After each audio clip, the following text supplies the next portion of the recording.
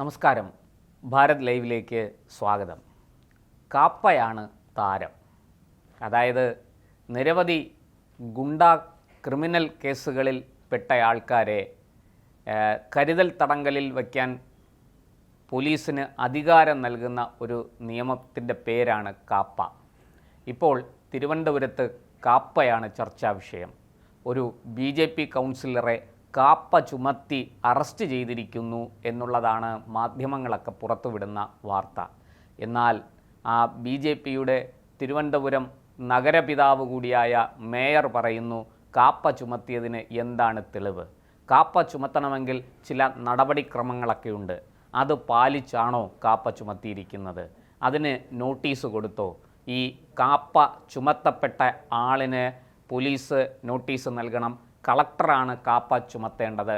അതിനു മുമ്പ് പാലിക്കേണ്ട നിരവധി നടപടിക്രമങ്ങളുണ്ട്. അതൊന്നും പാലിക്കാതെ ഒരു വ്യക്തിക്കെതിരെ എങ്ങനെയാണ് ഈ കാപ്പ ചുമത്തുന്നത് എന്നാണ് നഗരപിതാവ് കൂടിയായ മേയർ VV രാജേഷ് ചോദിക്കുന്നത്. ആ ചോദ്യത്തിന് കഴമ്പുണ്ട്. അതങ്ങനെ തള്ളിക്കളയാൻ കഴിയുന്നതല്ല. വിഷയം വിശദീകരിച്ച് ഞാൻ പറയാം. അതായത് നമ്മുടെ തിരുവനന്തപുരത്ത് നഗരപരിധിയിൽ വരുന്ന വട്ടിയൂർക്കാവ് നിയോജക മണ്ഡലത്തിലുള്ള വാഴോട്ടുകോണം വാർഡിലെ കൗൺസിലറാണ് സുഗതനെയാണ് ഇപ്പോൾ പോലീസ് കഴിഞ്ഞ ദിവസം വീട് വളഞ്ഞ് ആകാശത്തേക്ക് വെടിവെച്ചുകൊണ്ട്, അതായത് SHO സ്വന്തം പിസ്റ്റൾ എടുത്ത് ആകാശത്തേക്ക് വെടിവെച്ചുകൊണ്ട് ഈ സുഗതനെ അറസ്റ്റ് ചെയ്ത് കയ്യാമം വെച്ച് സ്റ്റേഷനിലേക്ക് കൊണ്ടുവന്നത്. പിന്നീട് ഇയാളെ റിമാൻഡ് ചെയ്തു ഈ സുഗതനെ. എന്തായാലും സുഗതൻ ചെയ്ത കുറ്റം എന്താണ് എന്നുകൂടി നമ്മൾ അറിയണം. ഈ വട്ടിയൂർക്കാവ് മണ്ഡലത്തിൽ വാഴോട്ടുകോണം ഉൾപ്പെടെയുള്ള പല വാർഡുകളിലും CPM BJP സംഘർഷം പലപ്പോഴും ഉണ്ടായിട്ടുണ്ട്. അവിടെ ഈ പറഞ്ഞതുപോലെ CPMകാരുടെ സ്വഭാവം നമുക്കറിയാം. അവർ ആരെയെങ്കിലും തീർക്കണം എന്ന് വിചാരിച്ചാൽ അവരെ തീർക്കും. അതിൻ്റെ ഉത്തമ ഉദാഹരണങ്ങൾ ഒട്ടനവധിയുണ്ട്. അതിൻ്റെ ജീവിക്കുന്ന ഒരു ഉദാഹരണം ഇന്ന് നമ്മുടെ നിയമസഭയിൽ പോലുമുണ്ട്. KK രമ. അവരുടെ ജീവിതം കശക്കി എറിഞ്ഞത് CPM ആണ്. അവരുടെ ഭർത്താവ് TP ചന്ദ്രശേഖരൻ എന്ന മുൻ CPM പ്രവർത്തകനെ, നേതാവിനെ നിഷ്കരുണം 51 വെട്ടുവെട്ടി കൊലപ്പെടുത്തിയിട്ട് ഞങ്ങളല്ല എന്നൊരു ഉളുപ്പുമില്ലാതെ പറഞ്ഞ ആൾക്കാരാണ് CPM. അതുപോലെ കാസർഗോഡ് നടന്ന പെരിയ ഇരട്ടക്കൊല, അവിടെയും CPM പറഞ്ഞത് ഞങ്ങളൊന്നുമല്ല ഇത് ചെയ്തത്. അവിടെ പ്രാദേശികമായിട്ട് ചില നേതാക്കൾ ഈ കേസിൽ പെട്ടപ്പോൾ ആദ്യം അവരെ തള്ളിപ്പറഞ്ഞ CPM പിന്നീട് അവർക്ക് എല്ലാ പിന്തുണയും കൊടുക്കുന്ന കാഴ്ച കേരളം കണ്ടു. അവർക്ക് വേണ്ടി കേസ് വാദിക്കുന്നതുൾപ്പെടെ അതിനുവേണ്ടി പണം പിരിക്കുന്നതുൾപ്പെടെ CPM ആണ് എന്ന വാർത്ത പുറത്തു വന്നു. അതുപോലെ കണ്ണൂരിലെ ഷുഹൈബിൻ്റെ കൊലപാതകം, ഇതൊക്കെ CPMൻ്റെ പൈശാചികത എന്താണ് എന്ന് വെളിവാക്കുന്നതാണ്. അതേ പൈശാചികത നമ്മൾ തിരുവനന്തപുരത്തും കണ്ടതാണ്.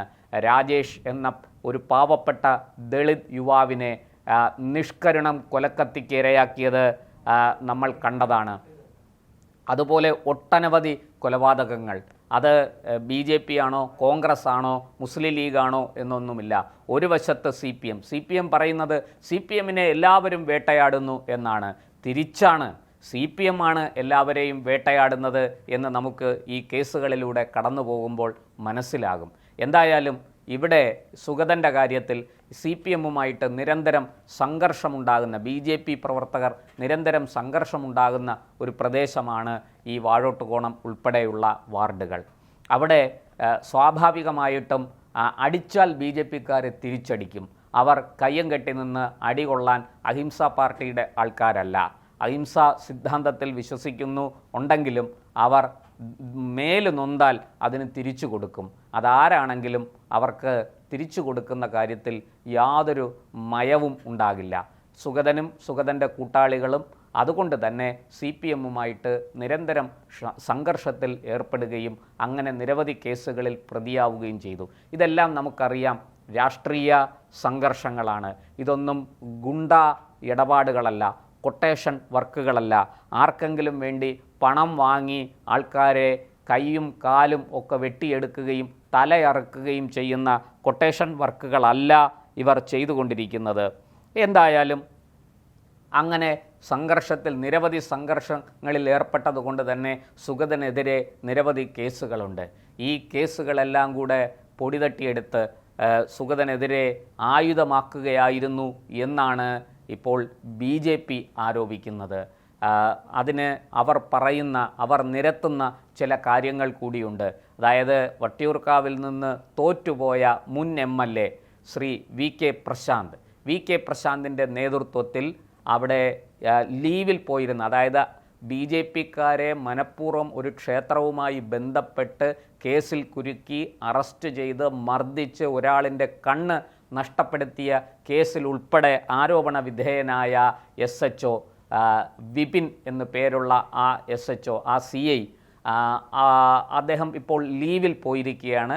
അദ്ദേഹത്തിനെതിരെ അന്വേഷണ റിപ്പോർട്ട് DGPക്ക് പോയിട്ടുണ്ട്. ആ അന്വേഷണ റിപ്പോർട്ടിൻ്റെ അടിസ്ഥാനത്തിൽ വിപിനോട് അവധിയിൽ പ്രവേശിക്കാൻ കമ്മീഷണർ നിർദ്ദേശിക്കുകയായിരുന്നു. പക്ഷേ നമ്മുടെ ഈ തോറ്റ മുൻ MLA കമ്മീഷണർ ഓഫീസിലെത്തി വലിയ സമ്മർദ്ദം ചെലുത്തി. കാരണം പിണറായിയുടെ പോലീസ് മാറിയിട്ടില്ല, ഇപ്പോഴും അവരൊക്കെ തന്നെയാണ് സുപ്രധാന പദവികളിൽ ഇരിക്കുന്നത്. അതുകൊണ്ട് തന്നെ അതൊരു UDF സർക്കാർ നിയോഗിച്ചിരിക്കുന്ന പോലീസ് അല്ല എന്ന് മനസ്സിലാക്കാൻ നമുക്ക് ഒരുപാട് ബുദ്ധിയൊന്നും വ്യയം ചെയ്യണ്ട. അത് കഴിഞ്ഞ ദിവസം ED ഉദ്യോഗസ്ഥർ മുൻ മുഖ്യമന്ത്രി പിണറായി വിജയൻ്റെ വീട് അദ്ദേഹത്തിൻ്റെ മകൾ താമസിക്കുന്നു, ആ ഒരു കേസിൽ പ്രതിയായ വീണ തായ്ക്കണ്ടി താമസിക്കുന്നു എന്ന കാരണത്താൽ റെയ്ഡ് ചെയ്യാനെത്തിയ ED ഉദ്യോഗസ്ഥരോട് എങ്ങനെയാണ് പാർട്ടിക്കാർ പെരുമാറിയതെന്നും ആ പാർട്ടിക്കാരോട് എങ്ങനെയാണ് പോലീസ് നിലപാടെടുത്തതെന്നും ഒക്കെ നമ്മൾ കണ്ടതാണ്. ആ പാർട്ടിക്കാർക്ക് വേണ്ടി താഴ്മയോടെ അപേക്ഷിക്കുന്ന പോലീസ് ഉദ്യോഗസ്ഥരെ നമ്മൾ എല്ലാ ചാനലുകളിലും കണ്ടതാണ്. അത്തരത്തിൽ ഇപ്പോഴും പിണറായി പോലീസാണ് ഇവിടെ തുടരുന്നത്. അതുകൊണ്ട് തന്നെ മുൻ MLAയുടെ നിർദ്ദേശം, സമ്മർദ്ദം അവഗണിക്കാൻ കമ്മീഷണർ ഓഫീസിന് കഴിഞ്ഞില്ല. ഈ വിപിൻ അവധി റദ്ദാക്കി തിരികെ ജോലിയിൽ പ്രവേശിച്ചു. അങ്ങനെ പ്രവേശിച്ച വിപിൻ്റെ നേതൃത്വത്തിലാണ് ഈ സുഗതൻ്റെ വീട് വളഞ്ഞ് ആകാശത്തേക്ക് വെടിയുതിർത്തുകൊണ്ട് സുഗതൻ്റെ ഭാര്യയെയും മക്കളെയും ഒക്കെ ആക്രമിച്ചു എന്ന് BJP ആരോപിക്കുന്നു. എന്തായാലും അത്തരത്തിൽ ഒരു സീൻ ക്രിയേറ്റ് ചെയ്ത് അർദ്ധരാത്രിയിൽ ഈ സുഗതനെ പോലീസ് അറസ്റ്റ് ചെയ്യുന്നത്. സുഗതൻ്റെ പേരിൽ നിരവധി കേസുകളുണ്ട് എന്നുള്ള കാര്യം സത്യമാണ്. സുഗതൻ ഹൈക്കോടതിയിൽ മുൻകൂർ ജാമ്യത്തിന്, ഇതെല്ലാം രാഷ്ട്രീയ സംഘർഷങ്ങളാണ് എന്ന് ഞാൻ ആദ്യമേ പറഞ്ഞു.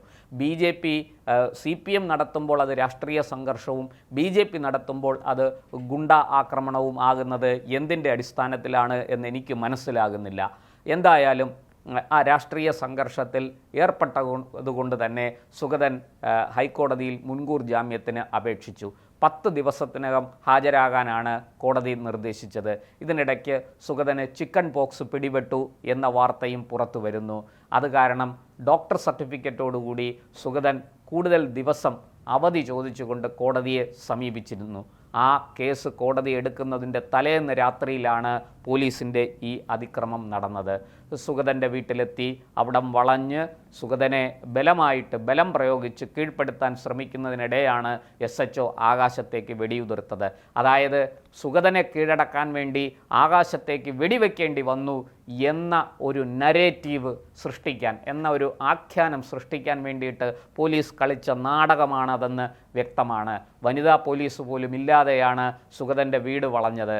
സുഗതൻ്റെ ഭാര്യയെയും മക്കളെയും പോലീസ് അധിക്ഷേപിക്കുകയും മർദ്ദിക്കുകയും ചെയ്തതായി BJP നേതാക്കൾ ആരോപിക്കുന്നുണ്ട്. അത് സംബന്ധിച്ചുള്ള വിഷയങ്ങൾ മറ്റൊന്നാണ്, അത് നമുക്ക് പിന്നീട് ചർച്ച ചെയ്യാം. എന്തായാലും ഈ സുഗതനെ അറസ്റ്റ് ചെയ്തു. ഇവിടുത്തെ ചോദ്യം, എന്തിനാണ് ഇങ്ങനെയൊക്കെ ചെയ്തത്? വളരെ ലളിതമാണ്. അതായത് CPMൻ്റെ 26 പേരാണ് ഇപ്പോൾ ജയിലിൽ കിടക്കുന്ന. കണ്ടാലറിയാവുന്ന 300 പേർക്കെതിരെ വേറെ കേസെടുത്തിട്ടുണ്ട്. അതിൽ നേതാക്കൾ ഉൾപ്പെടെയുള്ളവരുണ്ട്. അതായത് മുൻ മന്ത്രിമാരായ കടകംപള്ളി സുരേന്ദ്രൻ, അതുപോലെ ശിവൻകുട്ടി, അതുപോലെ CPMൻ്റെ ജില്ലാ സെക്രട്ടറി ആയിരുന്ന ഇപ്പോഴത്തെ സംസ്ഥാന സമിതി അംഗം ആനാവൂർ നാഗപ്പൻ, ജില്ലാ സെക്രട്ടറി ആയിരുന്ന ജോയി, ഈ നിലവിൽ MLA കൂടിയാണ് ജോയി, അതുപോലെ റഹീം രാജ്യസഭ MP ആണ്, ഇങ്ങനെയുള്ള നേതാക്കൾ ഉൾപ്പെടെയുള്ളവരെ ഗൂഢാലോചന കുറ്റം ചുമത്തി അറസ്റ്റ് ചെയ്യണം എന്ന പരാതിയാണ് ED ഇപ്പോൾ നൽകിയിരിക്കുന്നത്. ആ പരാതിയിന്മേൽ നടപടിയെടുക്കേണ്ടി വരും. അല്ലാത്ത പക്ഷം ആ കേസ് NIA ഏറ്റെടുക്കാൻ നല്ല സാധ്യതയുണ്ട്. CPMന് ഇതിൻ്റെ അപകടം അറിയാം. മാത്രമല്ല, ഈ കേസിൽ EDയെ ആക്രമിച്ചു എന്നുള്ള കേസിൽ അകത്തു പോയാൽ പിന്നെ ശിഷ്ടകാലം അകത്ത് കിടന്ന് ഉണ്ടതെന്ന് ജീവിക്കാം.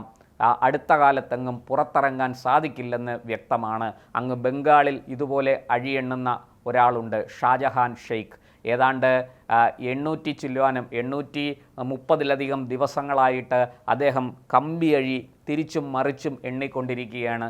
മമതയുടെ വാക്കും കേട്ടുകൊണ്ട് തൃണമൂൽ കോൺഗ്രസ് നേതാവായ ഈ മനുഷ്യൻ അവിടെ പരിശോധനയ്ക്കെത്തിയ ED ഉദ്യോഗസ്ഥരെ ആക്രമിക്കുകയായിരുന്നു. ആ കേസിലാണ് ഇദ്ദേഹം അറസ്റ്റിലാവുകയും ഇത്രയും ദിവസങ്ങളായിട്ട് ജയിലിൽ കഴിയുകയും ചെയ്യുന്നത്. സുപ്രീം കോടതിയിൽ പോയിട്ട് പോലും ജാമ്യം കിട്ടിയിട്ടില്ല. ജാമ്യം ലഭിക്കാവുന്ന കുറ്റമല്ല അത് എന്ന് എല്ലാവർക്കും അറിയുന്നതാണ്. അതുകൊണ്ട് ഇവിടെയും CPM നേതാക്കൾ ഉൾപ്പെടെയുള്ളവർക്ക് തീർച്ചയായിട്ടും ഈ കേസിൽ ജാമ്യം ലഭിക്കാനുള്ള സാധ്യത വളരെ കുറവാണ് എന്നാണ് പറയുന്നത്. അതുകൊണ്ട് തന്നെ പകരത്തിന് പകരം, അതായത് ഒരു BJP നേതാവിനെ, ഈ താഴെത്തട്ടിലുള്ള ഏതെങ്കിലും നേതാക്കളെ, ഇതുപോലുള്ള വാർഡ് കൗൺസിലർമാരെ അല്ലെങ്കിൽ ജില്ലാ നേതാക്കളെ ഒക്കെ കേസിൽപ്പെടുത്തിയാൽ തൊട്ട് താഴോട്ടുള്ള അണികളുടെ ആത്മവീര്യം തകർക്കാം. അതാണ് CPM ലക്ഷ്യമിടുന്നത്. അങ്ങനെ BJP നേതാക്കളെ ഇതുപോലെയുള്ള കേസുകളിൽ പെടുത്തി അവരെയും റിമാൻഡ് ചെയ്താൽ, അവരെയും കാപ്പയൊക്കെ ചുമത്തി അനിശ്ചിതകാലത്തേക്ക് റിമാൻഡ് ചെയ്താൽ BJP പേടിച്ചു പോകും, ഭയന്ന് BJP മൂത്രമൊഴിക്കും എന്നൊക്കെയാണ് ഇവർ കരുതിയിരിക്കുന്നത് എന്ന് തോന്നുന്നു. എന്തായാലും അവർ കളിക്കുന്നത് അമിത്ഷായോടും നരേന്ദ്രമോദിയോടുമാണ്. കാരണം EDയെ നിയന്ത്രിക്കുന്നത് കേന്ദ്ര സർക്കാരാണ്. അവിടെ കൃത്യമായി EDക്ക് നിർദ്ദേശങ്ങൾ കിട്ടിയതിൻ്റെ അടിസ്ഥാനത്തിൽ തന്നെയാണ് ED മുന്നോട്ട് പോകുന്നത്. EDയുടെ ഡയറക്ടർ അടക്കം ഇപ്പോൾ കേരളത്തിലെത്തി കൊച്ചിയിൽ തമ്പടിച്ചിട്ടുണ്ട്. കേസ് അദ്ദേഹത്തിൻ്റെ അതിസൂക്ഷ്മമായ നിരീക്ഷണത്തിലും അദ്ദേഹത്തിൻ്റെ നിർദ്ദേശത്തിലും ആണ് മുന്നോട്ട് പോകുന്നത്. മുൻ മുഖ്യമന്ത്രി, ഇപ്പോഴത്തെ പ്രതിപക്ഷ നേതാവ് ശ്രീ പിണറായി വിജയൻ്റെ മകൾ വീണ തായ്ക്കണ്ടിക്ക് ഹാജരാകാൻ നോട്ടീസ് കൊടുത്തിരിക്കുകയാണ്. ആ വീണ പറഞ്ഞിരിക്കുന്ന മറുപടി, എനിക്ക് വൈറൽ പനി പിടിച്ചിരിക്കുകയാണ്, അതുകൊണ്ട് എനിക്ക് ഹാജരാകാൻ കഴിയില്ല എന്ന മറുപടിയാണ് ഇപ്പോൾ പറഞ്ഞിരിക്കുന്നത്. ഏത് നിമിഷം വേണമെങ്കിലും വീണയുടെ അറസ്റ്റ് നടക്കാം. അവിടെ അതിന് പകരത്തിന് പകരം എന്തെങ്കിലുമൊക്കെ ചെയ്യണമല്ലോ. എന്തായാലും BJPയുടെ സംസ്ഥാന പ്രസിഡന്റിനെ ഒന്നും പിടിച്ചകത്താക്കാൻ കഴിയില്ല. ഒരു കേന്ദ്രമന്ത്രി, ഒന്നിലധികം കേന്ദ്രമന്ത്രിമാർ ഇപ്പോൾ കേരളത്തിലുണ്ട്. സുരേഷ് ഗോപി, ജോർജ് കുര്യൻ തുടങ്ങിയവർ, ഇവരെ ഒന്നും പിടിച്ചകത്താക്കാൻ കഴിയില്ല. എന്നാൽ പിന്നെ ഒരു സുഗതനെങ്കിൽ സുഗതനെയെങ്കിലും പൊക്കി അകത്താക്കണം. ഇതാണ് CPMൻ്റെ ഒരു താല്പര്യം. അതിന് അവർ പരിശ്രമിച്ചു. അതിന് അവർ അവരുടെ താളത്തിന് തുള്ളുന്ന ഉദ്യോഗസ്ഥരെ നല്ലവണ്ണം ഉപയോഗിച്ചു. ഇതെല്ലാമാണ് ഇവിടെ നടന്നത് എന്ന് മനസ്സിലാക്കാൻ ഒരുപാടൊന്നും ബുദ്ധി വ്യയം ചെയ്യണ്ട. എന്തായാലും CPMൻ്റെ ഈ കളി തീക്കൊള്ളി കൊണ്ട് തലചൊറിയുന്നത് പോലെയാണ് എന്ന് പറയാതിരിക്കാൻ കഴിയില്ല. കാരണം സുഗതൻ്റെ മേൽ ചാർത്തപ്പെട്ടിരിക്കുന്ന കുറ്റങ്ങളൊന്നും ഈ അനിശ്ചിതകാലത്തേക്ക് അകത്തിടാൻ കഴിയുന്നതല്ല. സുപ്രീം കോടതി വരെ പോയിട്ടാണെങ്കിലും BJP സുഗതന് വേണ്ടി ജാമ്യം നേടിയെടുക്കും എന്ന കാര്യം തീർച്ചയാണ്. അതിനുള്ള പരിശ്രമം അവർ നടത്തും. പക്ഷേ അതുപോലെയല്ല EDയെ ആക്രമിച്ച കേസ് എന്ന് നേതാക്കൾ മനസ്സിലാക്കണം. BJPയെ നിങ്ങൾ എരികേറ്റും തോറും അവർക്ക് വാശി കൂടും. അവർ അതുകൊണ്ട് തന്നെ അടുത്തത് അവരുടെ നീക്കം, നിങ്ങൾ കേരളത്തിലെ നേതാക്കളെ കണ്ട് ഈ അടുപ്പത്ത് വച്ചിരിക്കുന്ന വെള്ളം തിളയ്ക്കുമെന്ന് കരുതണ്ട, അതങ്ങ് വാങ്ങി വയ്ക്കുന്നതാണ് നല്ലത്. കാരണം ഇത് നിയന്ത്രിക്കുന്നത് അങ്ങ് ഡൽഹിയിൽ നിന്നാണ്. ഇവിടെ ഇത്രയേറെ BJP അണികൾക്കും ഈ ജില്ലാ നേതാക്കൾക്കും കൗൺസിലർമാർക്കുമൊക്കെ നിങ്ങൾ ബുദ്ധിമുട്ട് സൃഷ്ടിക്കുമ്പോൾ നിങ്ങൾ മനസ്സിലാക്കാതെ പോകുന്നത് നിങ്ങളുടെ പരമോന്നത നേതാക്കൾക്കെതിരെയാണ് അവിടെ കേന്ദ്രത്തിൽ നിന്ന് നടപടി വരുന്നത്. അതുകൊണ്ട് തന്നെ ഒരു മയവും കാണില്ല BJP കേന്ദ്ര നേതൃത്വത്തിന്. അവർ ചെയ്യേണ്ടത് ചെയ്യും. ഒടുവിൽ കിടന്ന് അടിച്ചിട്ട് കാര്യമില്ല. നേതാക്കൾ കുറെ കൂടി ജാഗ്രതയോടെ പ്രവർത്തിക്കണം. അല്ലാത്ത പക്ഷം കേരളത്തിൽ CPM-ൻ്റെ നില വലിയ പരുങ്ങലിലാകും. ഈ പാർട്ടിയെ പിന്നെ ചരിത്രത്താളുകളിൽ നിന്ന് മാത്രം കണ്ടെത്തേണ്ട ഒരവസ്ഥയും വന്നു ചേരുമെന്നാണ് പൊതുവെയുള്ള വിലയിരുത്തൽ.